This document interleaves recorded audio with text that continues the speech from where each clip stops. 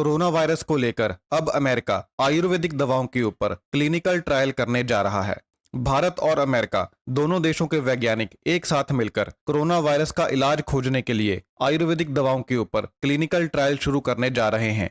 पाकिस्तान में एक अजीब मामला सामने आया है। पाकिस्तान के एक युवक ने पाकिस्तान की एक अदालत में अमेरिका के खिलाफ मुकदमा दर्ज करवाया है। इस युवक ने कहा है कि पाकिस्तान में कोरोना वायरस फैलाने के लिए अमेरिका जिम्मेदार है, इसलिए इस युवक ने अमेरिका से 20 अरब डॉलर का हर्जाना मांगा है। कोर्ट ने इस युवक की याचिका पर सुनवाई करते हुए इस्लामाबाद में अमेरिकी उच्चायोग, अमेरिकी रक्षा सचिव और लाहौर में स्थित अमेरिकी महावाणिज्य और अमेरिकी विदेश मंत्रालय को नोटिस जारी किया है और इन्हें 7 अगस्त तक जवाब देने के लिए कहा है। कोर्ट में अब 7 अगस्त को इस मामले की अगली सुनवाई होगी।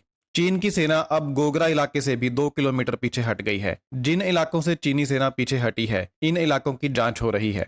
इसके बाद भारत और चीन के बीच अब एक और राजनयिक स्तर की वार्ता हो सकती है।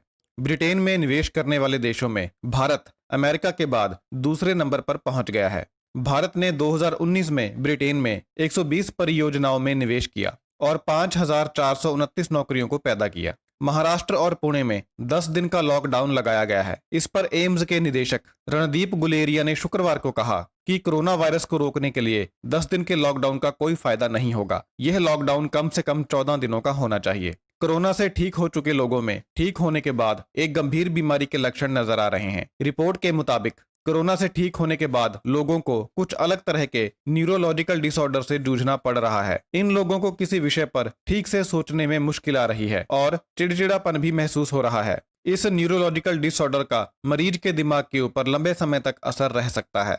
कोरोना की वैक्सीन का इस साल तक आना संभव नहीं है। देश की संसदीय समिति को इस बारे में जानकारी दी गई है। इस जानकारी में कहा गया है कि 2021 से पहले कोरोना की वैक्सीन का आना संभव नहीं है। सरकार लेबर लॉज में एक बड़ा परिवर्तन करने जा रही है। इसके तहत कम से कम वेतन को निर्धारित किया जाएगा।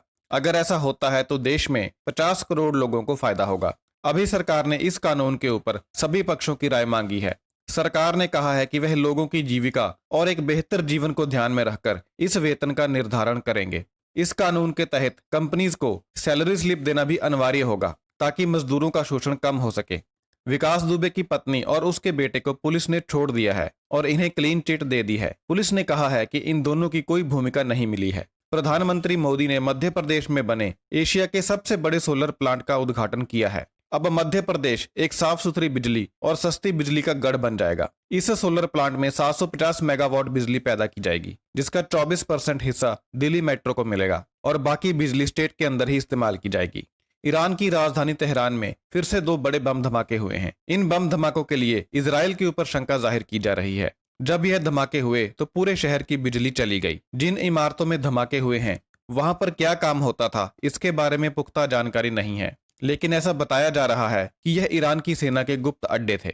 देश के दूसरे सबसे बड़े बैंक पंजाब नेशनल बैंक में धोखाधड़ी का एक बड़ा मामला सामने आया है। बैंक के साथ 3,688 करोड़ की लोन की धोखाधड़ी की गई है। यह धोखाधड़ी DHFL नाम की कंपनी ने की है। इस कंपनी का पूरा नाम है दीवान हाउसिंग फाइनेंस कंपनी।